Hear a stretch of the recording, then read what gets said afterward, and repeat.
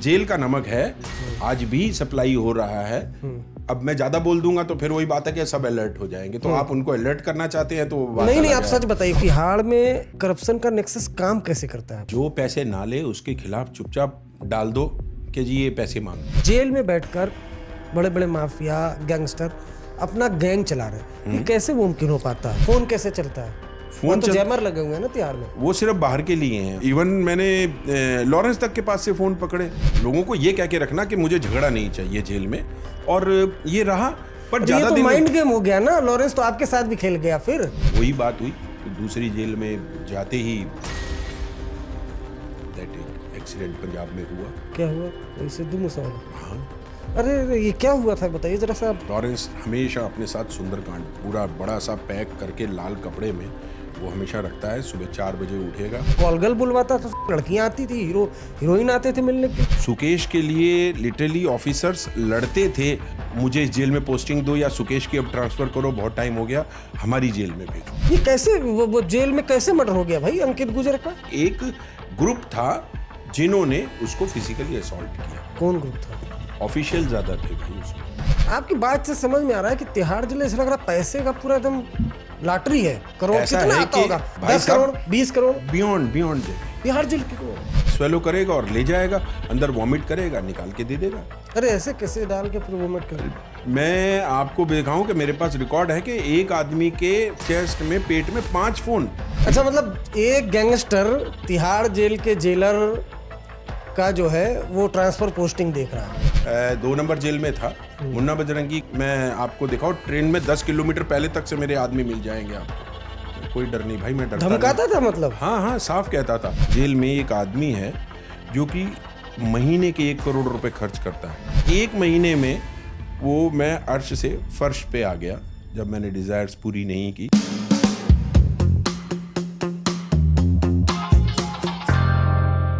नमस्कार, आज तक रेडियो के स्पेशल पॉडकास्ट में आपका स्वागत है। आप देख और सुन रहे हैं अपना पसंदीदा शो क्राइम ब्रांच। इस शो में हम लोगों से मिलते हैं, बातें करते हैं, कहानियां सुनते हैं उनसे जिनका कभी न कभी किसी न किसी तरह से क्राइम से लेना देना रहा है। दोस्तों, आज जो हमारे साथ मेहमान हैं वो एशिया की जो सबसे बड़ी जेल है तिहाड़ जेल, उसके एडिशनल सुपरिटेंडेंट रहे हैं। 34 सालों तक जेल की सलाखों की पहरेदारी की, जेल के हर राज को जाना। 1991 में इन्होंने पुलिस सेवा ज्वाइन की थी। इनका नाम है अजय भाटिया। अजय भाटिया सर, आपका बहुत स्वागत है हमारे शो में। नमस्कार अरविंद ओझा जी, आज आपसे मिलने का सौभाग्य हो गया और आपने आज फिर मेरा एक सोमवार बहुत अच्छा बना दिया कि इस मंच पे आपने मुझे आमंत्रित किया, कहीं से ढूंढा। ये मेरे लिए सौभाग्य की बात है। ऐसा कुछ नहीं है सर, लेकिन अब चूंकि जेल की बात है और जेल बड़ा मुद्दा बना है इन दिनों, तो उम्मीद करते हैं कि आप सच बोलेंगे। मैं सच बोल बोल के ही यहाँ तक पहुँचा हूँ, और जितना भी मैं फेस कर रहा हूँ नेक्सस के खिलाफ, क्योंकि एक बड़े जॉइंट के खिलाफ और एक बड़े नेक्सस, एक आदमी के लिए बोलना बड़ा आसान होता है, आप उसको 10 आदमियों के साथ दबा सकते हैं, मगर 10 आदमी जो पूरा एक नेक्सस बना के चल रहे हैं तिहाड़ में, आप पूरे उस सिस्टम के खिलाफ बोल रहे हैं और आप सजा भी पा रहे हैं और झेल भी रहे हैं। क्या है नेक्सस तिहाड़ का? आप क्या सजा पा रहे हैं? आप क्या बात कर रहे हैं, बताइए जरा। ओझा साहब, जब मैंने 91 में ज्वाइन किया ना, ऐसा नहीं था कि करप्शन तब नहीं थी, उससे पहले भी बहुत थी। किरण बेदी मैम तक ने आके 92 में उसको ठीक करने की कोशिश की, बहुत किया, मगर तब ना बड़े छोटे लेवल की थी। सिपाही सी, हेड कांस्टेबल की, वो जो करते थे वो बड़े अधिकारियों पे उतनी ज़्यादा नहीं थी। धीरे धीरे किरण बेदी ने तो उनसे सबसे जो क्या कराम करते थे कि दूध में पानी मिलाते थे, सब्जियां घर जाती थी, या जो भी था ख़राब सब्जियां आती थी, जैसा भी होता था, वटेवर में भी जो पीछे का एक 80 से 92 तक का दौर रहा वो उन्होंने किया। मगर और जो ऐसा भी नहीं कि ऑफिसर्स अभी नए आ रहे हैं, तब जो ऑफिसर्स आते थे वो थोड़ा ईमानदार ज़्यादा होते थे। दूसरा ये था कि उनका करप्शन को रोकने की तरफ झुकाव ज़्यादा रहता था। शायद ये भी कारण था कि तिहाड़ में उस टाइम शायद भ्रष्टाचार उतने बड़े लेवल का नहीं था, तो उनको समझ भी नहीं। पर मैं इस बात को मानूंगा कि उनका इंटरेस्ट करप्शन पे कम, उसको रोकने पे ज़्यादा था। मगर धीरे धीरे अभी पिछले 5 साल में 21 से ऑनवर्ड ये सारे का सारा फोकस शिफ्ट हो गया हायर अथॉरिटीज़ पे और नीचे वालों को मोहरा बना दिया गया, चलो जाओ काम करके लाओ। मतलब एक टाइम तो एक डायरेक्टर जनरल प्रिजन्स तो ऐसे रह गए, मतलब 22-23 में 22 में तो हर शुक्रवार जैसे पिक्चर रिलीज होती है ऐसे हर शुक्रवार एक नई लिस्ट निकलती थी ट्रांसफ़र की। अच्छा। हाँ, कि बस जो जो वहाँ तक पहुँच गया, जो जो उसने डिमांड पूरी कर दी, तो हर शुक्रवार। और मज़े की बात उसमें यह भी रहता था कि आपने आज पैसे दे के ट्रांसफ़र कराई, 2 महीने बाद आपका फिर उसमें नया ट्रांसफ़र आ जाता था। क्यों कि और कई बार आदमी कहते थे सर कि मैं तो अभी आपसे आके मिला था, ये था वो था।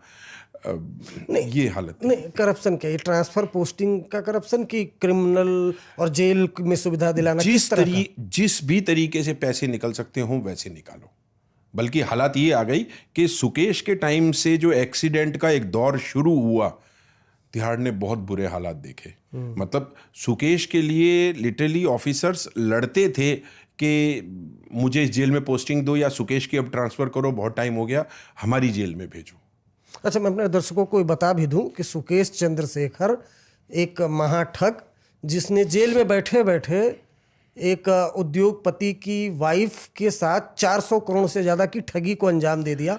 जैकलीन फर्नांडीज के साथ उसकी तस्वीरें वायरल हुई थी और ईडी का केस फिर जैकलीन फर्नांडीज पर आया। आप उसी सुकेश की बात कवर स्टोरी कर रखी है इंडिया टुडे ने, मेरे पास वो कलेक्शन है। हाँ, तो सुकेश को लेकर क्या कहानी थी ये बताइए, कैसे सुकेश का बात ये हुई कि आप हैरान रहेंगे कि मैं उस टाइम हेडक्वार्टर में ट्रेनिंग ब्रांच में था, तो खबरें तो सब पता चलती रहती थी। तो एक जेल से एक कैदी आया एंड सेज के सर आपको पता है कि एक नंबर जेल में एक आदमी है जो कि महीने के 1 करोड़ रुपए खर्च करता है। आप विश्वास नहीं करेंगे, मैं लिटरली खड़ा हो गया कि कौन बेवकूफ़ आदमी है भाई, 1 करोड़ रुपए क्यों खर्च कर रहा है। आप सोचिए 1 करोड़ रुपए, मतलब ये 20-21 की बात रही होगी, तो 1 करोड़ में तो सारा सिस्टम फ्लोट हो गया ना। ऊपर के सुपरटेंडेंट से लेके नीचे तक बड़ी कोशिशें हुई उस टाइम, हेडक्वार्टर ने उसको बड़ा पकड़ने की कोशिश भी की सब, मगर जो नीचे का जेल का पूरे अधिकारी थे वो सब उसके साथ कनाइवेंस थे। तो उनमें चीज़ें अब आप सोच सकते हैं कि क्या बताया, कैसे कर रहा था सुकेश, पूरा विस्तार से बताइए। वो ये था कि वहाँ पे 2 बिल्डर भाई बंद थे, कोर्ट ने उनको परमिशन दे रखी थी, मगर फंड्स पैसा जो है वो सुकेश यूज़ कर रहा था। और उन्हीं परमिशंस के बदौलत वो सारी अंदर सुविधाएं, बेड मंगा लिया, एसी आ गए, अपना फर्नीचर आ गया, और खाने पीने का तो अमूमन बहुत ज़्यादा, बल्कि आप हैरान रहेंगे कि नॉनवेज तक एक बारी अंदर आ गया था। और जो ड्यूटी अफसर था, आप देखिए वो बेचारा हेड कांस्टेबल 15 दिन इतना परेशान रहा कि उसने जब जेल के उस सुपरडेंट को झूठी बोटियां बता के उठा के दिखा के देकर अखबार में लगाई कि सर देखिए ये नॉनवेज अंदर आया था जेल में और ये यूज़ हुआ, तो सुपरडेंट का ही कहना था कि रख दो, बल्कि रख दो, इसको देखेंगे। और मज़े की बात, एक माहौल ऐसा बना दिया गया कि वो विसल ब्लोअर होके उसी को सफ़र कर रहे थे और उसी को दोषी करार दे रहे थे कि तू ये क्या कर रहा है भाई, क्यों कर रहा है बताओ। तो मतलब हाँ, और वो तो एक छोटा सा हेड कांस्टेबल था, मतलब अकेला पड़ गया बेचारा, मगर फिर बाय चांस कहीं ये बातें निकली, अखबार में उठी, और उस वजह से फिर ऊपर दबाव आया। और जब इसकी जांच पड़ताल शुरू हुई तो आप हैरान रहेंगे कि विदेशी पानी, महंगे एयरफोन्स, अच्छे महंगे शूज़, कपड़े, मतलब जो लग्जरी की आइटम्स थी वो सब वहाँ अंदर उनको पहुंच रहा था। बल्कि ये तो खुद मैंने उसको पकड़ा, जब डीआईजी के साथ हमने टीम बना के उसको कैच किया, बाहर उसकी गाड़ी में ही ये सब सामान निकला था। हाँ, नहीं, अब यही हमें बताइए किस तरह से आपको इन्फॉर्मेशन मिली, किसके यहाँ रेड किया और क्या क्या मिला। ये रेड किया था हमने जेल नंबर 1 में, और तब था कि एक गाड़ी इनोवा थी, उसके अंदर बहुत सारा बॉक्स के अंदर बहुत सारा ईटेबल्स, इंपोर्टेड मटेरियल और ये सब सामान जो था, ये हमने बकायदा एक बड़ी लंबी सी लिस्ट थी, कम से कम 2-1 पेज की, वो सब चीज़ें तो कॉन्सिफिकेट की गई और उनको बाद में वापस किया गया, ड्राइवर को रोका गया। तो वो सब चीज़ें थी कि आप समझ सकते हैं कि जब ऊपर वाले करने पे आते हैं तो वो सब चीज़ें आपस में फिर मैनेज कर लेते हैं। But because I was the part of the team was searched and raided the things in jail number 1 Sukesh क्या? हाँ, सुकेश के यहाँ। और वो चीज़ें वहाँ ऐसे रहीं। उसके बाद धीरे धीरे फिर क्या हुआ कि वहाँ वो सुपरडेंट को बदल दिया गया, सुकेश को बदल दिया गया। मगर हैरानी की बात कि वही सुपरडेंट फिर से उसी जेल में पहुँच गया जहाँ सुकेश था, 7 नंबर जेल में। तो फिर वहाँ पे भी वही प्रैक्टिस शुरू हो गई, सब चीज़ें हो गई। कई तो एक अधिकारी ऐसे थे जो सुकेश का सामान ही ले जाके कैमरे में अंदर खाने का लेके आते दिखे उसके। तो बाद में उस पर इन्वेस्टिगेशन हुआ, सब कुछ एक सस्पेंड भी हुए, ये चल रहा था। मतलब सुकेश तिहाड़ जेल में था, उसकी वजह से जो डीजी तिहाड़ थे उनको भी भुगतना पड़ गया, और सुना 100 के लगभग जो पुलिसकर्मी थे वो ट्रांसफर सस्पेंड हुए। कैसे क्या? और कॉलगल बुलवाता, लड़कियां आती थी, हीरोइन आते थे मिलने के लिए। ये बाद में एक डीसीपी जो आई वहाँ पे इन्वेस्टिगेट करने के लिए, तो उनके साथ में कुछ एक मॉडल एक दिन आई थी, I was posted at that time, 2-1 साल बाद आई थी।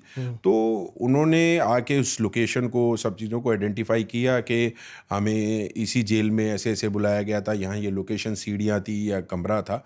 हालांकि वो 1-1.5 साल में वो सब चीज़ें चेंज हो गई थी। और तिहाड़ के नाम पे, तिहाड़ के इतिहास में एक काला अध्याय रहा कि आज तक जितने हमारे डायरेक्टर जनरल प्रिजन्स रहे, कोई मैक्सिमम सीपी जाते हैं, डायरेक्टर सीबीआई जाते हैं, मगर वो एक 21 और 22 का एक दौर रहा जहाँ पे director general prisons senior most IPS को गवर्नमेंट को सस्पेंड करना पड़ा। मैं मानता हूँ इसको, ये तिहाड़ का एक बहुत काला दिन रहा भाई, कि आपके कारनामों की वजह से आपके एचओडी को फेस करना पड़ा। बहुत बड़ी बात होती है किसी आईपीएस का सस्पेंड हो जाना, और वो भी तिहाड़ के डायरेक्टर जनरल प्रिजन्स का। तो ये पूरा सुकेश का ये नेक्सस चल रहा था, कॉलगल वगैरह।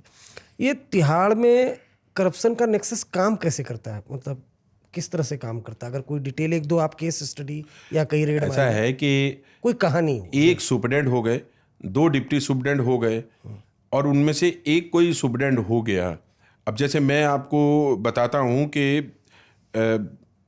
एक दानिक्स ऑफिसर आए, यंग हैं वो, पहले दिल्ली पुलिस में कहीं पोस्टेड थे, बाद में as a DANICS officer select हो गए, और वो तब से, जब से सिलेक्ट हुए 10-12 साल से, तो प्राइम पोस्टिंग ही काटते चले आ रहे थे।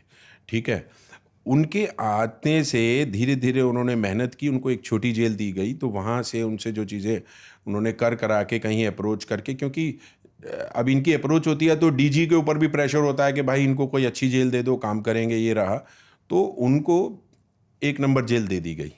एंड इल द टाइम मैंने उनके साथ एक टूर किया हैदराबाद का, तो I speak him about the history and the working in the prisons. तो उसको लगा कि यार ये बहुत सारी चीज़ें जानता है, ये मेरे काम का इंस्ट्रूमेंट हो सकता है, but I was not aware.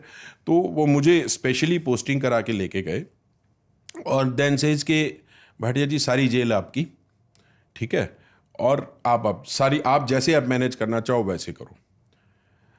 अब बताओ, मैनेज करो, मैं तो चला ही रहा हूँ भाई, मैं तो सीधे से 34 साल से काम कर रहा हूँ, अब आप बताओ कि आपकी क्या फर्दर डिज़ायर्स और रिक्वायरमेंट। मगर उनका जो था वो रवैया धीरे धीरे बदलता गया, क्योंकि मैंने कुछ रिजल्ट तो उनको फ्रूट निकाल के दिया नहीं, कि उनका था कि भाई कितना आप गन्ने की मशीन में से जूस निकाल के मुझे दे सकते हैं।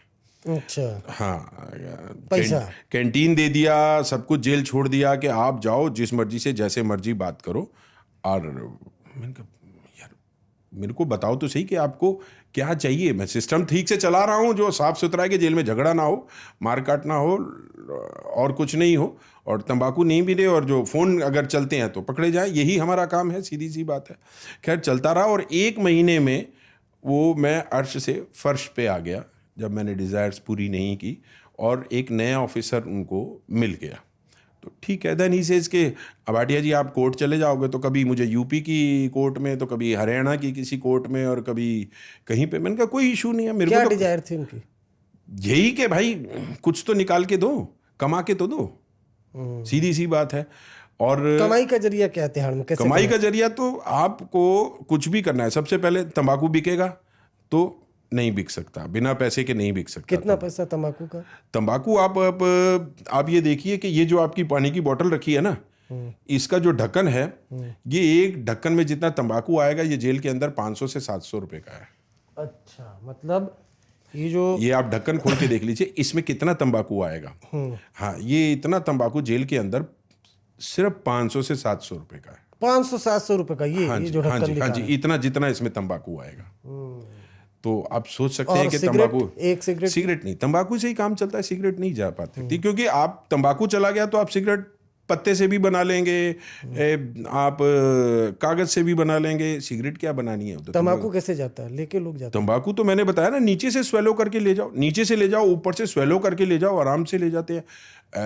कई और ऑनेस्टली मैं सिपाही तो कोई नहीं पकड़ पाया, मगर बहुत सारे तरीके हैं। दीवार की तरफ से उछाल के फेंक दो, बहुत डार्क स्पॉट्स हैं जेल में जहाँ पे किसी को जाना है, जिसको फेंकना है तो उसको पता है कि मुझे कहाँ किसको कैसे फेंकना है, दीवार से फेंक दो। नहीं तो इनमेट्स, मोस्टली इनमेट्स जितने गरीब हैं वो सब कंचे बना के ऐसे छोटे टाइप के पॉलीथीन में पैक करके घर से उनके आते, स्वेलो किए 5, 6, 7 और अंदर ला के वॉमिट करके निकाल लेते हैं, because we don't have a body scanner.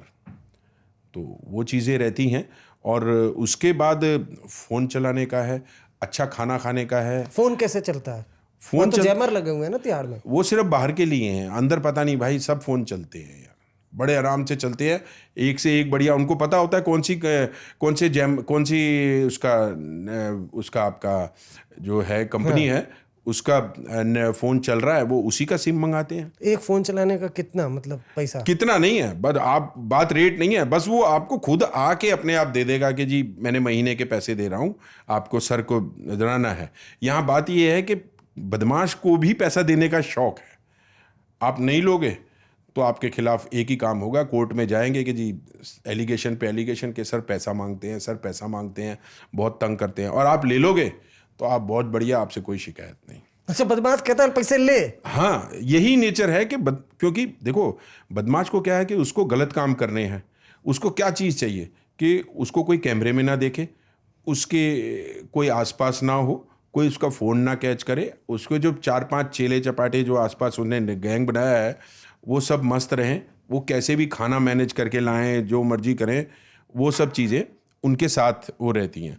और इसी के लिए कि वो कोई भी, ना तो सिपाही, ना हेड कांस्टेबल, ना कोई ऑफिसर उधर बिल्कुल ना देखे, इसी बात का वो पैसा देते हैं। ये फ़ोन चलाने का फिर भी कितना पैसा दे देते होंगे? पैसा ऐसे चलाने की नहीं है, 24 घंटे में जब कभी हो, क्योंकि फ़ोन तो सिर्फ देखो दिन में 12 से 3 चल सकता है, या सुबह 7-8 बजे तक चल सकता है, या फिर रात को 10 बजे के बाद फ़ोन चल। किसी बड़े गैंगस्टर के पास से फ़ोन पकड़ा आपने? बहुत ही पकड़े, बहुत ही पकड़े। जैसे अरे इवन मैंने लॉरेंस तक के पास से फ़ोन पकड़े, इसमें कौन सी गलत बात है? फ़ोन तो पकड़ेंगे ही, हम पकड़ेंगे भाई। अच्छा, लॉरेंस बिश्नोई के पास से? अरे अगल बगल में जिसके पास भी रहा, किसी के जूते में रहा, कुछ भी रहा, हम ढूंढ के निकाल लेते हैं। इवन आप हैरान रहेंगे, दिल्ली पुलिस को पता होता है कि अंदर किस किस के पास कौन सा फ़ोन चल रहा है, और अगर कोई बहुत ज़्यादा सीरियस होती है तो immediately we got information from crime and cell branch के भाई ये कुछ ऐसे एंड ऐसा चल रहा है, और आप फ़ोन, और ये भी पता चल जाता है कौन से मेक का है, कौन से ब्रांड का है।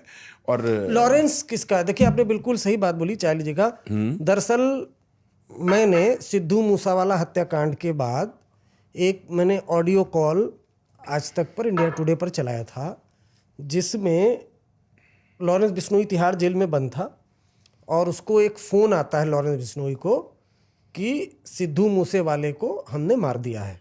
वो ऑडियो कॉल भी चाहेंगे तो दर्शक सुन सकते हैं। ऑडियो कॉल में बाकायदा बोला कि ज्ञानी गड्डी चढ़ा दिता, तो लॉरेंस बोलता है कि भाई क्या? तो बोले सिद्धू मूसेवाला मार दिता। तो बोला अच्छा, फ़ोन रखो। जहाँ तक मेरी जानकारी है उस वक्त कोई हाशिम बाबा गैंगस्टर था बंद, उसी का मोबाइल फ़ोन इस्तेमाल करा था। लॉरेंस बिश्नोई के बारे में आप बताइए, कैसे सीज किया था आपने? वो सीज किया कि साथ वाले सेल में किसी ने अपने जूते में रखा हुआ था, छोटा फ़ोन था, ऐसा था वो पता चल जाता है कि ऊपर से नीचे तक बॉडी में कहाँ आपने, और वो इतने कॉन्फिडेंट भी कई बार होते हैं गैंगस्टर या इनमेट्स, मोस्टली इनमेट्स इतने कॉन्फिडेंट होते हैं, उनको पता है कि हमारी कोई पर्सनल तलाशी नहीं लेगा। तो कई बार तो होते हैं कि अगर उनको बाहर मेन गेट तक नहीं आना होता तो जेल के अंदर फ़ोन के साथ भी घूम लेते हैं वो। हाँ, कोई पूछता नहीं, उनको पता है कौन टच करेगा। वो थोड़े डेयरिंग, ज़्यादातर वो ना ज़्यादा ही डेयरिंग हो जाते हैं कि भाई कौन पकड़ेगा और पूछेगा। छोटा स्टाफ तो सब हमारे साथ है। अदरवाइज मोस्टली क्या होता है कि दिन में आप कहीं फ़ोन छुपा दो कि कभी भी कोई भी सर्च आ जाए तो कुछ नहीं मिलेगा। रात को बंद होने से पहले जो चेले हैं गैंग के, वो एक आधा कहीं जाएगा और जहाँ पे वो हाइड आउट पे रखा हुआ है वो किसी तरीके से पकड़ा देगा। वो हमारे लोअर स्टाफ की बात है कि अगर हम बंद कर रहे हैं उनको 12 घंटे के लिए और उनको अगर हम प्रॉपरली सर्च करके बंद करें तो डेफिनेटली होता है कि ज़्यादातर चीज़ें नहीं पहुंचती। मगर क्या है, स्टाफ कम है और स्टाफ की मदद के लिए इनमेट ही सेवादार लगे हुए हैं। तो इनमेट ही जो है वो प्रिजनर की मदद करता है कि भाई वहाँ से निकाल के ला देना, दे देंगे। तो वो तो उनके लिए कहने के लिए वो हमारे एडमिनिस्ट्रेशन के हेल्पर होते हैं।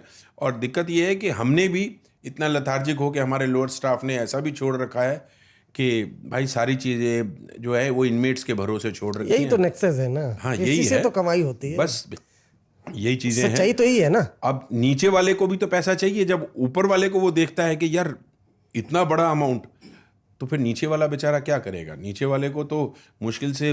लॉरेंस मतलब मोबाइल फोन का इस्तेमाल करता था ना, आप लोग को? हाँ, बिल्कुल करता था, इसमें कोई दो राय नहीं। और इसलिए मैंने एक नहीं बल्कि 2-3 बार पकड़ा और आराम से पकड़ा, कंफर्टेबली। बट बिकॉज कुछ बोला उसने, कुछ कोई हाव भाव कोई नहीं, कभी नहीं। एंड इससे ड्यू रिगार्ड, मेरे लिए उसने कम से कम बहुत रिगार्ड रखा। मैंने बहुत जगह पे कहा भी कि बिकॉज के कुछ सेल के ऑफिसर्स थे जिनको वो बड़ा रिस्पेक्ट देता था एज ए एल्डर ब्रदर। और जब उन्होंने उसको कहा कि सर हमारे भी बड़े हैं, तो देन ही सेज के सर ये आप मेरे लिए, लॉरेंस के लिए वो कहता था कि अगर आप मेरे लिए बड़े हैं तो ये मेरे लिए भी बड़े ही हैं। तो like a elder he pay respect to me and that's. But initially I says कि यार नहीं भाई, मुझे ऐसी कोई पैर टच नहीं कराने या कुछ नहीं कराने, मुझे आराम से रखना है। बट दे से कि नहीं, it's a mark of respect. और दूसरा ये है कि सर आप जेल में, आपका मैसेज ये जाएगा कि आप जो झगड़े वगैरह या कुछ गैंग वगैरह वार होने का डर रहता है वो नहीं होगा। तो उस चीज़ों से अच्छा, मतलब लॉरेंस आपका पाँव छुएगा तो आपका तो मैंने उसको यही कहा कि अपने चेलों को सिर्फ, अपने लोगों को ये कह के रखना कि मुझे झगड़ा नहीं चाहिए जेल में। और ये रहा। पर ये तो माइंड गेम हो गया ना। लॉरेंस तो आपके साथ भी खेल गया फिर। उसने एक तरीके से साइकोलॉजिकल के तो आपको बोल दिया ना कि मैं इतना बड़ा माफिया हूं कि पाँव छूंगा तो तिहाड़ जेल में बाकी लोग आपसे दहशत में रहेंगे। आपके साथ खेल गया वो तो। नहीं, दहशत में नहीं है। ये हमारा काम है कि अंदर जेल में झगड़ा नहीं हो। और सबसे बड़ी बात है, चाहे छोटा हो गैंगस्टर या बड़ा गैंगस्टर हो, लाइफ हर एक की इक्वल है। हमें हर एक को सेफ एंड साउंड रखना है। वो जब जेल नंबर 3 में था मेरे पास, तब उसके लॉरेंस जो था, उसके एंटी गैंग बहुत पावरफुल था उस टाइम। वो अकेला वहाँ पे था, 1 या 2 ही और उसके लोग थे साथ में गैंग के। बाकी जो ऑपोजिट गैंग के थे वो ज़्यादा थे। अगर कहीं कोई किसी तरह का बलवा हो जाए या कोई एक अटैम्प्ट हो जाए तो वो हमारे ऊपर बड़े क्वेश्चन मार्क होता है। और खासकर मैं अपने पर्सनल पे लेता हूँ कि मुझे जेल में किसी तरह का कुछ ऐसा नेक्सस या ऐसे झगड़ा नहीं होने देना। ठीक है ना, कोई अटेम्प्ट हो जाए तो फिर बात अच्छा, है। मतलब आप लोग को इस तरह का एंट्रल था ना कि मतलब जो लॉरेंस आया था कि उस पर अटैक हो सकता है? बिल्कुल हो सकता है, मैं तो इस बात को मानता हूं। और यही वजह थी कि मैंने उसको 2-1 महीने ऑब्जर्व किया और सब कुछ समझा। Then I talk to my senior कि ये यहाँ जेल में रखना ठीक नहीं है, क्योंकि अगर कोई भी हादसा हो गया तो it will be big issue in the society और दूसरा मार भी गवर्नमेंट तक भी जाएगी। तो बेटर है कि हम इसको कहीं और शिफ्ट कर देते हैं। तो वहाँ से ही बात चली और I move that note. And वो बात अलग थी कि 10-15-20 दिन तक हुई नहीं। और फिर यही हुआ कि एक दिन लॉरेंस गुस्से में आके उन सुपरडेंट से कोई तू तड़ाक कर बैठा और वो फिर सुपरडेंट जोश में आए और गए, जाके फटाफट 1 घंटे में ही उसके ट्रांसफ़र ऑर्डर करा के लेके आए। And then he shifted to some other jail. और वही बात हुई, वो दूसरी जेल में जाते ही दैट एक एक्सीडेंट पंजाब में हुआ। क्या हुआ? वही सिद्धू मूसा वाला? हाँ। अरे ये क्या हुआ था बताइए जरा सा, आप चाय लेते हुए। क्या तिहाड़ जेल में 3 नंबर जेल में था लॉरेंस। तो मुझे था कि भाई मुझे कुछ भी इलीगल एक्टिविटी नहीं करने देनी, कंट्रोल करना है। राउंड द क्लॉक कैमरे चल रहे हैं, सब चीज़ें हैं, वॉच है, तो उस पर रहा जा रहा है। तो दूसरा ये था कि भाई हाँ, because of the crime branch, जब भी पुलिस वाले मिलने आते थे, कुछ होता था, तो stay calm, otherwise stay cool काम, कोई उसका किसी तरह का कोई नहीं था, आराम से रह रहा था, क्योंकि शायद वो वहाँ थोड़ा सा दूसरे गैंगस्टर के मामले में उतना वो एग्रेसिव भी नहीं था, तो वहाँ से धीरे धीरे। और दूसरा ये था कि भाई मेरी वजह से मैं उसको फिर एक्टिविटीज़ भी कुछ नहीं करने दे रहा था, कहीं मूवमेंट नहीं, कहीं बाहर नहीं जाना, कुछ नहीं है, सीधा सीधा आओ अपना सेल में रहो और खाना खाओ और सब तरीके से रहा। तो वहाँ से आई सजेस्टेड हिम कि better you move out from this jail, not comfortable. तो वो भी कहता था सर कि मैं नहीं रह पा रहा हूँ यहाँ पे, दिक्कत है। तो वहाँ से लॉरेंस जब गया निकल के, तो वहाँ पे मेरे ख्याल से शायद एक हफ्ते के अंदर ही दूसरी जेल में जाते ही एक्सीडेंट हुआ। और ये अब उनके ऊपर क्वेश्चन मार्क है, क्योंकि मैं ये मानता हूँ कि अगर शायद ये इंसिडेंस जेल नंबर 3 में मेरे रहते हुए लॉरेंस ने किया होता, तो शायद पुलिस ने तब उनके वहाँ कुछ हुआ या नहीं हुआ, मुझे इससे कोई फ़र्क नहीं पड़ता, मगर मुझे रहता है कि मेरे जॉब में, मेरे पोर्टफोलियो में ऐसा कुछ नहीं हो जिसके ऊपर बड़ा क्वेश्चन मार्क लगे कि आप कैपेबल नहीं रहे या चीज़ों को, इंसिडेंट्स को कंट्रोल नहीं कर। जेल में किस तरह के लॉरेंस बिश्नोई? लोग बोलते हैं बड़ा पूजा पाठ, ये वो, खाना पीना, ऐसा क्या था? देखिए, मैं ये बात तो मैं कहूँगा कि वो मुझे जिस दिन मिला था, जेल में ट्रांसफ़र हुआ, तो वो शनिवार था। तो आई टॉक टू हिम, बहुत डिटेल में मैंने पूछा उसकी पूरी हिस्ट्री और सब चीज़ें समझने के बाद वो नाम लॉरेंस का जब सब उससे सुना, सब कुछ किया कि कहाँ से कैसे, बिकॉज आई वाज थिंकिंग कि लॉरेंस कहीं शायद गुड़गांव से या किसी बाहर की जेल से आ रहा होगा कुछ, but I was not aware कि लॉरेंस 1 नंबर जेल से ही आ रहा था। तो वहाँ जब मैंने उसको समझा, पूछा, मैंने कहा पानी पियोगे या कुछ खाना चाहिए? डी सेज के सर आज मेरा फास्ट है। आज किस चीज़ का? बोले जी मैं शनिवार और मंगलवार फास्ट रखता हूँ, एंड आप हैरान रह जाएंगे कि वो लंगोट का पूरा पक्का है। और लॉरेंस हमेशा अपने साथ सुंदरकांड पूरा बड़ा सा पैक करके लाल कपड़े में वो हमेशा रखता है। सुबह 4 बजे उठेगा, एक्सरसाइज करेगा, नहाएगा, सुंदरकांड का पूरा पाठ करेगा, और मंगलवार शनिवार को सिर्फ और सिर्फ शाम को 1 गिलास दूध लेते हैं। अच्छा, बस। अच्छा, ये हमने साबरमती जेल से भी सुना, तो ये मतलब ये है तिहाड़ जेल में? मतलब बिल्कुल पक्का है, इसमें कोई दो राय नहीं कि वो पूरा अपना हिंदू धर्म के लिए और अपना जो भी उसके रीति है वो बहुत तरीके से फॉलो करते हैं। और आप हैरान रह जाएंगे कि ये पूरा भी जो लॉरेंस का गैंग है लड़कों का, अब मैंने स्टडी किया, देखा, इनका लड़कियों में किसी में कोई इंटरेस्ट नहीं। इनका सिर्फ और सिर्फ अपना रेपो बनाने में इंटरेस्ट है। इनका दूर दूर तक सारे बैचलर हैं, कोई शादीशुदा नहीं और किसी की कोई गर्लफ्रेंड नहीं, कुछ भी नहीं, बस ऐसे अपने में लड़के बस रहते हैं, और छोटी छोटी उम्र के लड़के हैं। और मेरे को तो बड़े हैरानी हुई कि पंजाब में बहुत बहुत फॉलोअर हैं भाई लॉरेंस के। कईयों के तो लोगों ने, लड़कों, यंगस्टर्स ने हाथ पे लॉरेंस का टैटू तक बनवा के रखा हुआ। तो ये आपको कैसे पता? जेल में आते हैं उससे? नहीं, बहुत सारे लोग बताते थे वहाँ, जो देखते थे कि भाई इनके फॉलोअर हैं। पुलिस वाले ही आके जब बताते थे कि सर इस बिग फॉलोअर 500-600 हैं या बहुत हैं, और शायद इसी वजह से पंजाब शांत रहता है वो जेल में, बहुत शांत, साइलेंट किलर, बिल्कुल नहीं बोलता, कुछ नहीं बोलता, आपको लगेगा नहीं कि is a such big daring person, but आराम से रहते हैं, बात करते हैं, कुछ नहीं बोल जाता, चुप चुप होके आप लोग को गोली दे दिया तिहाड़ में, वहीं बैठे बैठे मर्डर करा दिया, आपको पता ही नहीं ये तो देखिए कि जो उस जेल के एडमिनिस्ट्रेशन है, ये उनको देखना है, सीधी सी बात है। मेरे अपने पार्ट पे जो मेरा काम था मैं अपना कर रहा था और किया मैंने। चलिए, मैं ये मुद्दा किस लिए लाया था मैं आपको बता दूं। एक तो ये साबित हो गया कि भाई तिहाड़ जेल में आप लोगों की नाक के नीचे बैठ के लॉरेंस बिश्नोई ने सिद्धू मूसेवाले की हत्या की पूरी साजिश रच डाली। जो दर्शक हैं और जो इन दिनों ये तमाम खबरें आती हैं कि जेल में बैठकर बड़े बड़े माफिया गैंगस्टर अपना गैंग चला रहे हैं, ये कैसे मुमकिन हो पाता है? ईमानदारी से सच बताइए, पूरा विस्तार से। अगर मैं बता रहा हूँ ना कि फ़ोन बहुत आराम से चलते हैं, कैसे पहुँचते हैं, क्योंकि देखिए मैंने बताया ना, गरीब इनमेट है। आप फिर ओझा साहब हैरान रह जाएंगे, गरीब इनमेट तो फ़ोन स्वेलो करके भी ले जाता है, क्योंकि उसको एक फ़ोन ले जाने के 5,000 रुपये मिल रहे हैं भाई अंदर। छोटा सा इतना सा चाइनीज़ फ़ोन आ रहा है, इतनी सी फिंगर का, वो एक बारी में 2 फ़ोन स्वेलो करेगा और ले जाएगा, अंदर वॉमिट करेगा, निकाल के दे देगा। अरे ऐसे कैसे डाल के फिर वॉमिट कर? मैं आपको दिखाऊं कि मेरे पास रिकॉर्ड है कि एक आदमी के चेस्ट में, पेट में 5 फोन, और उसको सफदरजंग में ऑपरेट करा के 3 निकाले गए और 2 फिर भी रह गए, क्योंकि वो उसकी आंतों में अंदर फिक्स हो चुके थे। और वो जब जब स्कैनर के आगे से निकलता था तो वो बीप करता था, रेड बीप होता था, बिकॉज कि उसकी बॉडी में फ़ोन जम गए। बहुत लोग खेल रहे हैं, पैसा चाहिए, गरीब आदमी को कहाँ से लाएगा? क्रिमिनल को, गरीब जो इनमेट्स हैं, बड़े वालों के पास तो पैसा बहुत है, गरीब आदमी को घर भी चलाना है, वकील से भी मिलना है, मुकदमे भी निपटने हैं, कहाँ से पैसा लाए बताओ? तो वो लेकर वो भाई लोगों की सेवा में, कि भाई का खाना ला दिया, भाई के कपड़े धो दिए, भाई का बिस्तर झाड़ू पोछा सेल का लगा दिया, तंबाकू ले आए, ये सब चीज़ें किया तो हो गया। अच्छा, मोबाइल अंदर चला गया, उसके बाद एक्सटॉर्शन चालू। फिर भाई के लिए, भाई का यूज़ है, वो तो जैसे भी यूज़ करेगा।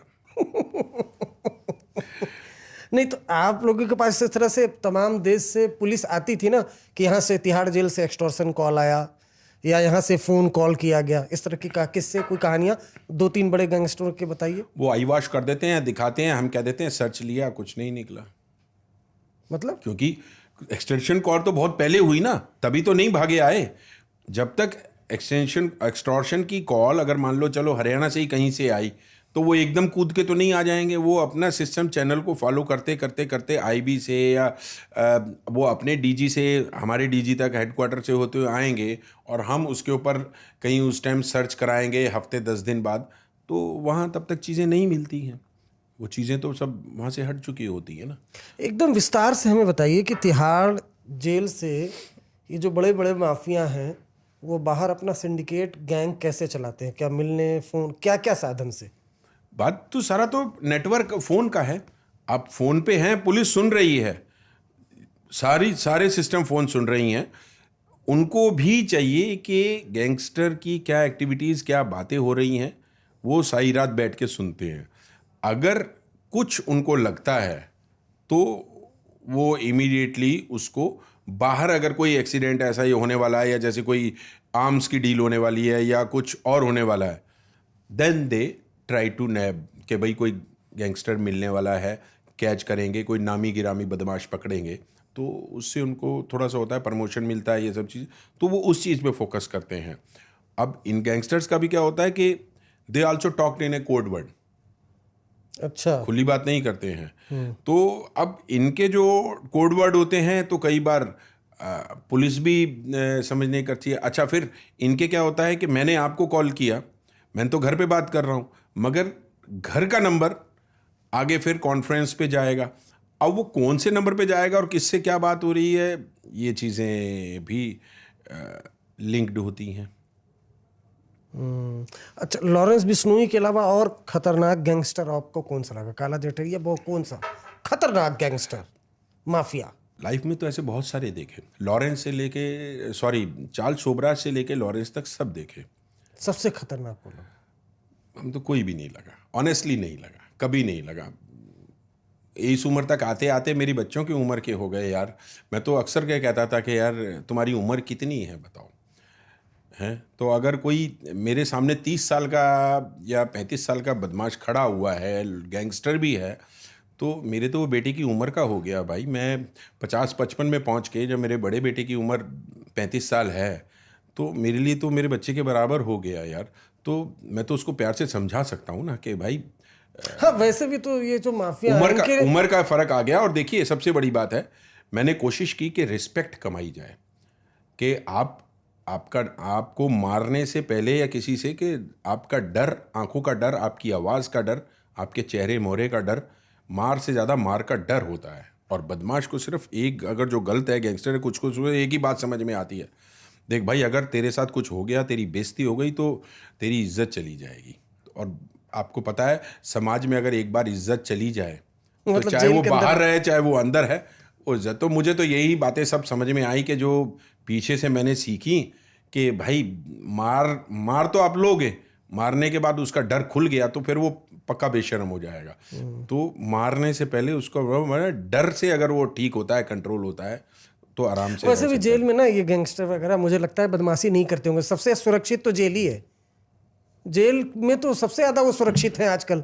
वहीं जाओ, अपना अधिकारी आप जैसे हैं तमाम अफसर, उनको रिश्वत पैसा दो, फोन चलाओ, अपना सिंडिकेट चलाओ। गैंगस्टर कभी भी खुद नहीं लड़ता, बड़ा बड़ा गैंगस्टर कभी खुद नहीं लड़ेगा। उसके लड़ने के लिए उसके जो चेले चपाटे और जो दूसरे बैठे हैं वो उसके लिए करने को, जो कंगले हैं या गरीब हैं, वो कुछ भी कर देंगे, कुछ भी कर देंगे। बस एक बात बताइए, एक मर्डर हुआ था अंकित गुजर का मर्डर। हाँ, 3 नंबर जेल में हुआ था। और दुर्भाग्य से वो सीरीज थी जब सुकेश के से सीरीज जब चली, गड़बड़ाती हुई बातें, ये क्योंकि कैसे वो जेल में कैसे मर्डर हो गया भाई अंकित गुजर का? सुन तो लो, मैं फिर ओझा साहब यही तो बात कह रहा हूँ कि सुकेश तो एक ही था। अब जेल थी वहाँ 9 तिहाड़ की। बोले भाई एक जेल से जब इतना सब कुछ जूस निकल सकता है तो बाकी जेलें क्या हैं? और आप हैरान हो जाएंगे कि फिर ज़्यादातर जो बड़ी जेलें थी, जैसे 3 number, 4 number, 7 number, 8 number, 9 number, तो फिर इनमें भी क्या किया गया, जो वो सुपरडेंट बैठे थे उन्होंने जो उसका मुलाजा वार्ड था जहाँ नए प्रिजनर्स आते हैं, डेली आते हैं, तब 22-23 की बात थी, तो ये नहीं उसकी बल्कि 21 की बात है, जो अंकित गुजर का मैं नाम याद नहीं आ रहा था। तो उसमें सब ठेके पे छोड़ दिया, सब इनमेट्स को छोड़ दिया कि भाई ठेका दे दिया, महीने के इतने पैसे चाहिए। तो उसी वजह से क्या हुआ कि अच्छा, मतलब जेल सुपरिटेंडेंट ने इनमेट्स को ठेका दे दिया? हाँ, कि भाई मुझे नहीं पता कि अगर 10 लाख रुपए महीना, वो कह देगा जी मैं आपको 10 लाख रुपए महीना दूंगा, ठीक है। अब वो कैसे देगा और वो कितने बनाएगा, ये आपको उसको लेना देना नहीं। तो आप तक तो सीधी सी बात है कि पैसे पहुंच रहे हैं बस। तो वो चीज़ों से वहाँ जाके क्या हुआ कि फिर अधिकारियों के लिए मुश्किल हो गया कि भाई जब बात ठेके की हो गई, इतना महीने का देना है तो कहाँ से निकालेंगे। तो अंकित गुजर की जो आप बात कर रहे हैं वो इसी का कारण था कि उसमें जो थे वो कुछ मॉनेटरी इश्यूज इन्वॉल्व थे, जहाँ पे कि उसकी वजह से ये एक्सीडेंट हुआ। और मजे की बात, उस एक्सीडेंट काहे करें, मर्डर कहिए ना। मैं तो वही बात कह रहा हूं कि दुर्भाग्य से फिर मेरे को ही वहां पोस्ट किया गया कि इन चीजों को ठीक करिए। दिक्कत ये थी, पहले बात बिगाड़ दी गई और फिर बाद में जो मरा हुआ सांप है वो मेरे गले डाल दिया गया कि सर आप हेडक्वार्टर से आप जाइए और आप इन चीजों को जाके मैनेज कीजिए। नहीं तो आप वहां गए होंगे, पोस्टिंग किया तो कर रहा हूं। क्या पता चला आपको कैसे मर्डर हुआ था, सच बताइए। नहीं, वो ठीक था कि उसको देखिए, जो मेरे से पहले की बातें थी जहां कमरे में थी, तो वही बात था कि पूरी एक ग्रुप था जिन्होंने उसको फिजिकली असॉल्ट किया। कौन ग्रुप था? इनमेट तो नहीं थे, इनमेट्स कम थे शायद, ऑफिशियल ज्यादा थे भाई उसमें। नाम तो मुझे भी नहीं मालूम, मेरे से पहले का था और सीसीटीवी फुटेज वगैरह भी नहीं थी, मगर वो लोकेशंस वगैरह हमारे आने से पहले सीबीआई सब सील कर चुकी थी और सीबीआई इन्वेस्टिगेट कर रही है अभी भी। देखिए तो वो चीज़ें हैं, जितना मुझे उस टाइम था क्या पता कि भाई मुझे उस जो हालात ख़राब हो गए थे उस जेल के, मुझे वो ठीक करने थे। और आप हैरान रहेंगे कि अगले 3 हफ्ते तक 23 जनवरी 2021 को मैं वहाँ पोस्ट हुआ। मुझे आज भी देखिए डेट याद है, इसलिए याद है कि उस दिन 23 अगस्त को मेरा बर्थडे था और उसी दिन मैंने जाके ज्वाइन किया था 2021 में।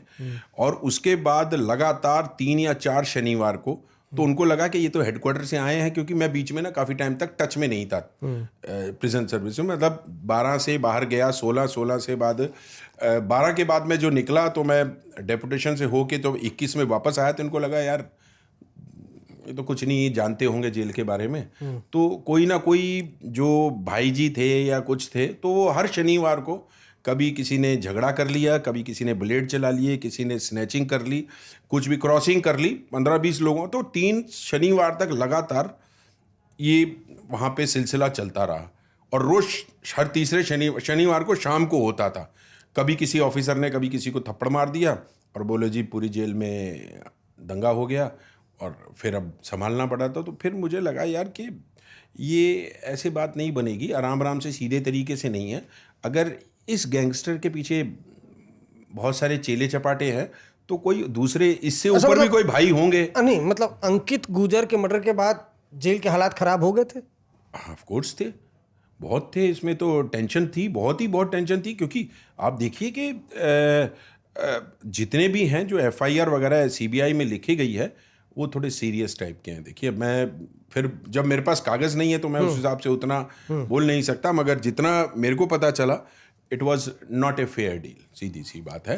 किसी को मैंने कहा ना, मैंने ये चेहरा मोहरा इसीलिए बनाया कि मारने की जरूरत ना पड़े। डर देखिए, दो ही चीजें हैं ख्वाजा साहब, या तो आप डर जाएंगे या आप डराएंगे, ठीक है? तो फिर मेरी नौकरी किस बात की है? और डरा के रखने का ही काम तो सरकार ने मुझे दिया और यही मैं कर रहा हूँ। खैर, तो फिर आप जेल में गए, क्या सोचा कोई बड़ा भाई? हाँ, तो वही चीज़ें ठीक करने में फिर मुझे अपने कुछ एक जो मेरे सोर्स थे दिल्ली पुलिस के, या जो और थे जिनके पास बहुत अच्छे, या जो उस टाइम वहाँ और जो पुराने कैदी थे, मैंने उनसे बैठ के बात करी कि भाई कौन से माफिया थे? नहीं, वो बाय नेम नहीं थे, मतलब जो 10-12 साल 13 साल से जेल में रह रहे थे, उनको शांति से रहने का शौक था। और जब उनको मेरी बात समझ में आई कि देखो भाई ऐसे नहीं चलने दूंगा, मुझे तो ये ठीक करना है, और अगर ऐसे गलत होगा तो नई बात बनेगी, तो देन दे अंडरस्टैंड कि हर शनिवार को, क्योंकि 3 शनिवार लगातार हो ना, चौथे शनिवार मैं खुद घर से जा रहा हूँ, मैं सोच रहा हूँ यार आज फिर कहीं झगड़ा होगा, यार आज फिर चीज़ें कुछ मैनेज करनी पड़ेंगी, और फिर आप डंडा चलाओ या सायरन बजाओ, ये सब चीज़ें करो, और रोज़, और मज़े की बात वो मुकदमे अभी तक कोर्ट में चल रहे हैं। कुछ एफआईआर जो मुझे करानी पड़ी, तो और वो क्या है, झगड़ा जेल को डिस्टर्ब करने में क्या है, कुछ भी बैठ जाओ, किसी को भी तंबाकू और कुछ ऐसा दे दो, चरस वरस दे दो, वो हो हल्ला करता रहेगा, आप उसको पीट भी नहीं सकते, वो दूसरों को परेशान करेगा, सारी रात रखेगा, तो आप क्या करोगे? आप बंद करके उसके कहीं चले जाओगे तो वो सर फोड़ लेगा, अपने आप को डैमेज कर लेगा। आप एक वजह से पूरी जेल होस्टेज हो गई ना, तो वहाँ जब बैठ के ठीक किया तो फिर बात बनी, और धीरे धीरे उसके बाद ही फिर then Lawrence came in the jail number 3, और वहाँ से चलता रहा। फिर बस क्योंकि मेरी आदत है कि मैं सीधा स्पष्ट बात करता हूँ, नहीं समझ में आया वहाँ के कुछ अधिकारियों को, तो उन्होंने कहा जी कि नहीं, इनको ट्रांसफ़र कर दीजिए। कर दो, कोई दिक्कत नहीं है। तो 8-9 महीने से ज़्यादा मेरा टेन्योर कभी कहीं रहा नहीं है। क्योंकि दिक्कत ये होती है कि जो ऊपर वाला है ना, उसके चेले चपाटे और जो दलाल हैं हमारे, खासकर हमारे जो ऑफिशियल्स, अब वो सुपरडेंट को जो कान में पढ़ाएंगे कि जी भाटिया जी ने इसका ये पकड़ लिया, उसका वो पकड़ लिया, यहाँ सख्ती कर दी, यहाँ पोस्टिंग नहीं करने देते, क्योंकि अब किस वार्डर को कहाँ लगाना है, कैसे लगाना है, ये तो मुझे देखना है ना। अब वो पैसे वाली जगहों पे उनके अपने आदमी नहीं लगेंगे तो कोई किसी को दूसरे को पैसे कमाने क्यों देगा, बताओ? आपकी बात से समझ में आ रहा है कि तिहाड़ जेल ऐसा लग रहा पैसे का पूरा एकदम लॉटरी है, करोड़ कितना आता होगा अभी? अच्छा आज खुल के बता दीजिए, तिहाड़ जेल से हर महीने कितने की कमाई होगी पूरे जेल से? आपके पास गन्ने का खेत है और गन्ने का जूस निकालने की मशीन है, ये आपकी क्षमता पे है कि आप कितना निकाल सकते हैं महीने। मोटा मोटा आप, मैं कह रहा हूँ ना, लिमिट बियॉन्ड लिमिट है। 100 करोड़? अरे नहीं 100, वो तो हेडक्वार्टर वाले आराम से निकालते हैं। अच्छा।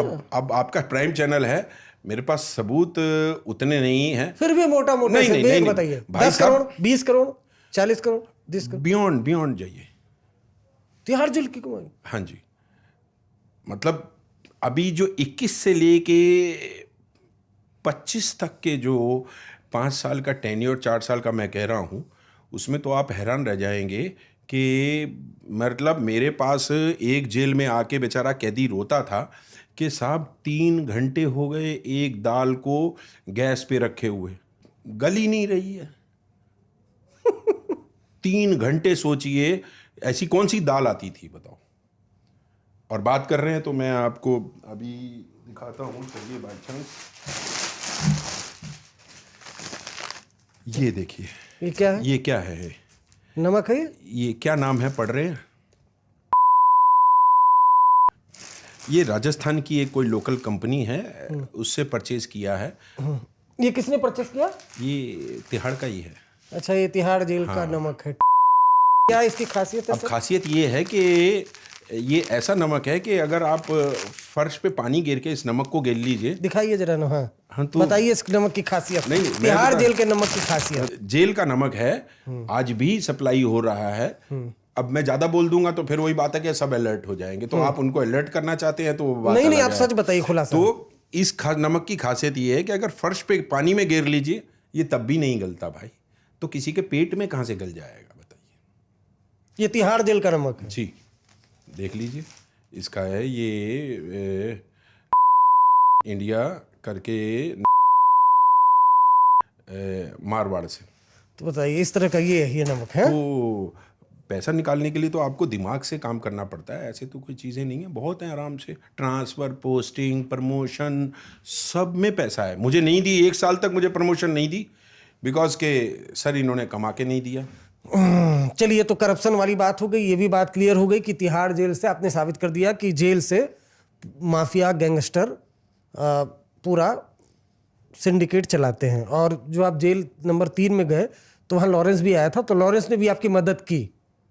मेरी कोई मदद नहीं की भैया, मुझे ना किसी से मदद चाहिए थी। नहीं, मतलब मदद की ना कि मेरे को तो सिर्फ इतना था कि जेल में कोई, क्योंकि 3 नंबर में ऑलरेडी आपने बताया अंकित गुजर का मर्डर हो गया था, तो भाई मैं कुछ और तो नहीं एक्सीडेंट बड़ा कर सकता था। तो जो एक्सीडेंट हुआ उससे जो डैमेज हुआ भाई उसको कम कर दो। तो उसमें मदद की लॉरेंस वगैरह जैसे माफियाओं ने? भाई कुछ और भी अगर इंसिडेंस हो जाए, किसी का भी, एक आम आदमी का भी, एक ऑर्डिनरी प्रिजनर का भी अगर कोई एक्सीडेंट हो जाए तो it will be big question mark on me. तो why to be create so, तो जेल शांत रहे, आराम से रहे, यही सबसे बड़ी बात है। उसके लिए लॉरेंस की मदद ली? और लॉरेंस की मदद नहीं ली, बिल्कुल नहीं ली। वो आराम से और सुरक्षित रहे, सारे गैंगस्टर आराम से रहे, क्योंकि वो 2 एंटी गैंग थे। अब एंटी गैंग्स को आप एक साथ मिला के अगर जेल में, गोगी का मर्डर हुआ था तब आप थे? तब शायद नहीं थे ना? मैं नहीं था, तब नहीं थे, नहीं था। चलिए, अब मैं ये तिहाड़ जेल में गोगी का मर्डर भी होता, तिहाड़ जेल को नमस्ते कर दिया था उसी दिन हम लोगों ने कि क्या स्थिति है। वो सीसीटीवी भी हम लोगों ने चलाया था कि पूरा पुलिस खड़ी है, स्टाफ खड़ा, उसी के बीच उसको मार दिए। यही तो मैं कह रहा हूँ, nexus for corruption in Tihar भाई साहब। इसीलिए मैंने एक टाइटल रखा, और शायद थैंक यू कि आप लोग मुझे ढूंढ के यहाँ तक ले आए, अदरवाइज मैं किताब लिखने बैठूंगा मैं तो टाइटल यही है, nexus for corruption in Tihar. मैं इसी नेक्सस के खिलाफ बोल रहा हूँ, किसी एक के नहीं बोल रहा कि आप नेक्सस कर लीजिए। टीम अलग चीज होती है, नेक्सस अलग चीज होती है। हाँ, आपके पीछे गैंगस्टर लगा दिया था, कौन और किसने ऐसा किया? हाँ, ये बड़ा इंटरेस्टिंग है कि अभी 24 और क्योंकि 25 में मेरी रिटायरमेंट थी अगस्त में, तो अब कहाँ मैं इतने टाइम से मंडोली में मुझे इन्होंने भेज रखा था कि पहले 15 नंबर जेल में मैं जाके 11, क्योंकि अब वो जो 1 नंबर जेल में सुपरिटेंडेंट गए थे उनको मैंने कमा के नहीं दिया, तो उन्होंने मेरी ट्रांसफ़र सीधा मंडोली में 15 नंबर हाई सिक्योरिटी जेल में करवा दी कि सर ये काम का नहीं है। और आप हैरान रह जाएंगे, उस टाइम के डीजी प्रिजन्स ने मेरे 11 महीने में 5 ट्रांसफ़र किए, कहीं टिकने नहीं दिया, 2 महीने 3 महीने से ज़्यादा, और घूम फिर के फिर हाई सिक्योरिटी में ही भेजा। पहले कह रहा है सर ये हाई सिक्योरिटी के लायक नहीं, फिर 2 महीने बाद फिर हेडक्वार्टर से, फिर मंडोली हेडक्वार्टर से, फिर 15 नंबर जेल में, ये सब चीज़ें करते करते अल्टीमेटली मैं जब 1 जनवरी 2024 को उनसे 23-24 में उनसे जाके मिला नए साल पे, तो मैंने कहा सर 11 महीने में 5 ट्रांसफ़र, तो बोले बताओ, कि मैंने कहा दिक्कत कुछ नहीं है जी, इधर 17 किलोमीटर है, उधर 27 किलोमीटर है, कोई दिक्कत नहीं, मगर साल के आखिर में जाके आता है कि अपना वर्क कंडक्ट किस ऑफिसर से लिखवाऊं, मैं 2 महीने से ज़्यादा किसी के पास रहा ही नहीं। तो बोले मुझसे आके लिखवा लेना। तो मैंने कहा जी आप लिख नहीं सकते, ठीक है ना, क्योंकि बीच में हायरार्की है। तो वो हंसते हुए निकल गए, अपनी बात थी वो, ठीक है। कि उसके बाद फिर ट्रांसफ़र का एक सिलसिला रुक गया। फिर मैंने नए जो डीजी आए उनके थे एक पीए, अभी भी उन्हीं के हैं, तो उनका यूपी के गैंगस्टर से बातचीत थी, तो वो बोले कि सर मैं करवा देता हूँ। मैंने कहा करवा दो भैया, मेरे को तो घर के पास ही जाना है, अब रिटायर हो रहे हैं तो यार थोड़ा सा पास में हो जाए, कहीं रोहिणी में हो जाए, कहीं हेडक्वार्टर पे हो जाए, तो आराम से टाइम पास हो जाएगा, साल 6 महीने का जो बचा है यार। तो सर बात हुई, इस टाइम दिल्ली के शायद इलेक्शन होने वाले थे 24 जनवरी में शायद, है ना, तो वहीं से देन ही सेज के सर आपको 3 लाख रुपए देने पड़ेंगे। गैंगस्टर बोला? हाँ, तिहाड़ जेल में ट्रांसफर का? हाँ, बोले सर 3 लाख रुपए लगेंगे। मैंने कहा भैया ये देखो, ये मेरा मोबाइल, ठीक है, और ये मेरा बैंक अकाउंट, ठीक है, क्योंकि आजकल ऑनलाइन हो गया। मैंने कहा अगर इसमें तुम्हें 3 लाख दिखते हैं तो मुझे बताना, मेरे पास पैसे ही नहीं है भाई, मैं कहाँ से दूं, और 3 लाख रुपए किस बात के बताओ। अच्छा, मतलब एक गैंगस्टर तिहाड़ जेल के जेलर का जो है वो ट्रांसफर पोस्टिंग देख रहा है। अगर आया क्या जी, अगर 3 लाख रुपए लगेंगे, मेरा वकील जाएगा और जाके पीए से मिल लेगा और आपका काम हो जाएगा, पर आपको, मैं कहा नहीं सॉरी भाई, मेरे पास इतने पैसे नहीं है, मैं नहीं दे सकता, और होते तो भी नहीं मैं देते। जब 34 साल में नहीं दिए तो अब 6-8 महीने के लिए ट्रांसफर किस बात का। और बस फिर वो गैंगस्टर साहब हमारे पीछे पीछे। देन फिर मुझे अपने जो दिल्ली पुलिस के सोर्स हैं उनको यूज़ करना पड़ा, उनको सारी सिचुएशन समझानी पड़ी, बतानी पड़ी, और अल्टीमेटली फिर वो गैंगस्टर को ऐसी जगह भेजा गया कि जहाँ वो बेचारा, क्योंकि उसने वो छोटी सी जेल में पूरा ट्विस्ट कर रखा था। वहाँ के सुपरडेंट भी जो थे वो सीसीटीवी कैमरे वाले को बुला के कहते थे, भाई ये साहब का कच्छा खो गया है, जरा सीसीटीवी से देख के बताओ। चलिए, ये सब तो खैर आप जाहिर सी बात है, ये आप अपना पक्ष बता रहे हैं। हो सकता है आप पर भी आरोप लगता हो, जो आप पर आरोप लगाते होंगे वो भी कहते होंगे कि उनके साथ सब तरह एक ही दिक्कत थी कि ये बोलता बहुत है और ये नेक्सस के खिलाफ और सच बोलता है, सीधी सी बात है। ये दिक्कत, पैसे वैसे का आप पे आरोप नहीं लगाते थे? नहीं, कोई दिक्कत नहीं, वो तो मेरे पास कंप्लेंट लगती थी। मुन्ना बजरंगी तक ने लगाया, जाके कोर्ट में लगा के आया। 2012 की बात है, 2 नंबर जेल में था। मुन्ना बजरंगी को हाई सिक्योरिटी से रखा गया था क्योंकि वहाँ पे सबसे ज़्यादा सेंसिटिव जेल वही है। तो फिर हमारे से ऊपर जो सुपरडेंट थे मरहूम हो गए, भगवान उनकी आत्मा को शांति दे।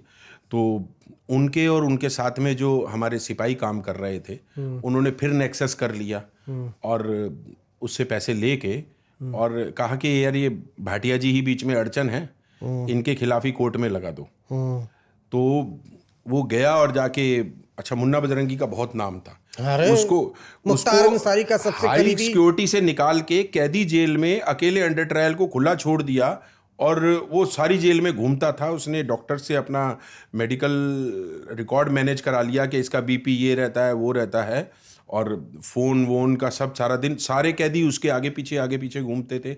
और then he started making complaint in court में।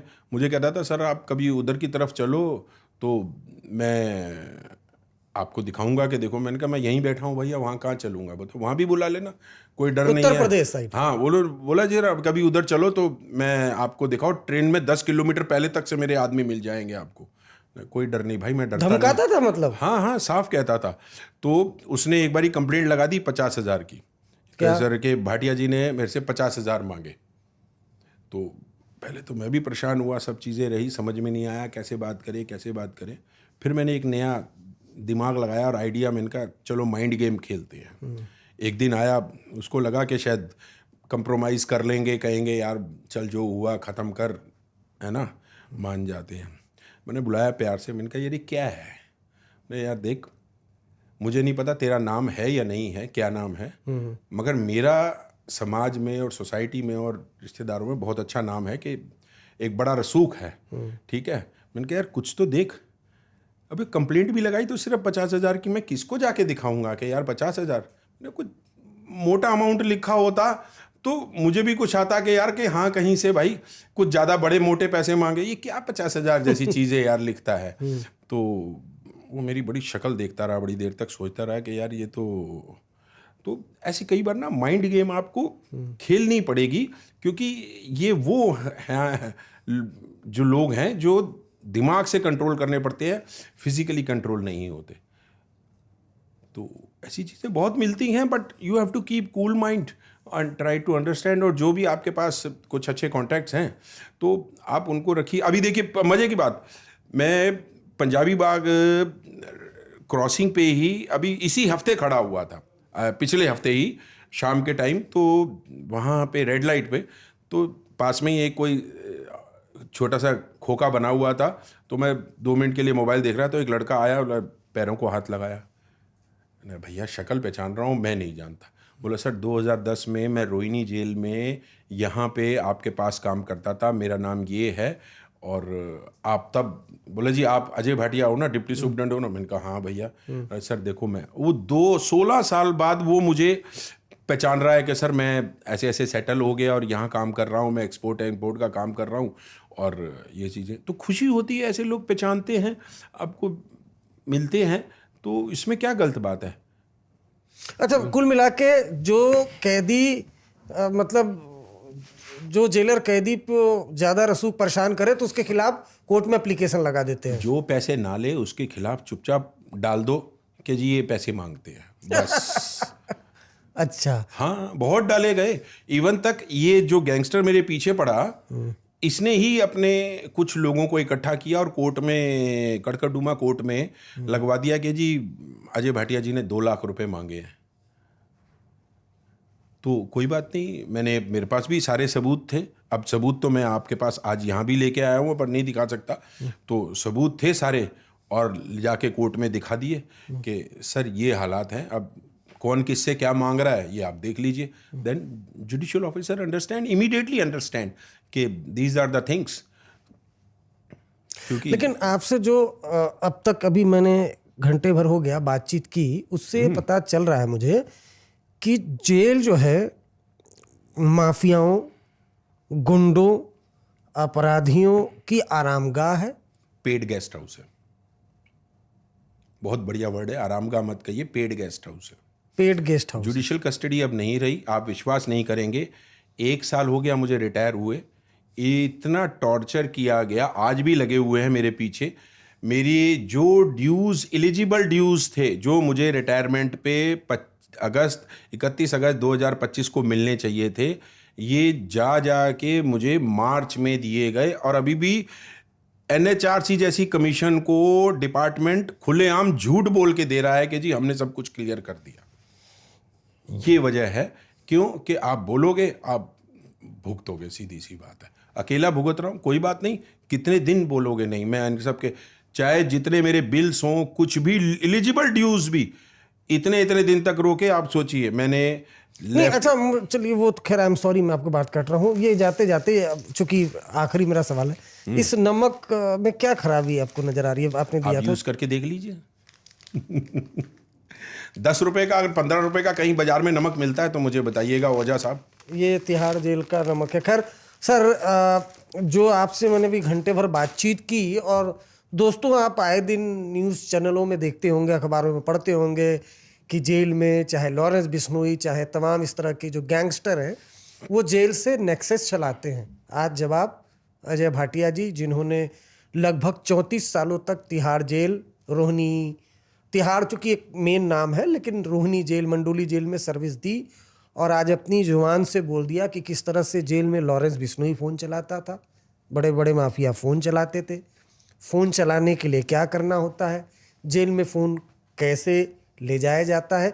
ये सारा खुलासा मैंने तो पहले किया हुआ है ऑडियो कॉल के जरिए, लेकिन आज खुद जेल में काम करने वाले एक ईमानदार अधिकारी ने खुलासा किया। हालांकि इस ईमानदारी का परिणाम क्या मिला, गैंगस्टर पीछे लगा दिए गए, जो रिटायरमेंट के बाद ड्यूज़ है वो भी इनको लेने के देने हो गए। लेकिन हकीकत यही है कि आप जो बता रहे हैं कि जेल में सुधार का, अभी तक तो हमने बहुत से लोगों से बात की, यही समझ में आ रहा है कि जेल सुधार ग्रह कम, वहाँ जाके लोग और अपराधी प्रवृत्ति के हो जा रहे हैं।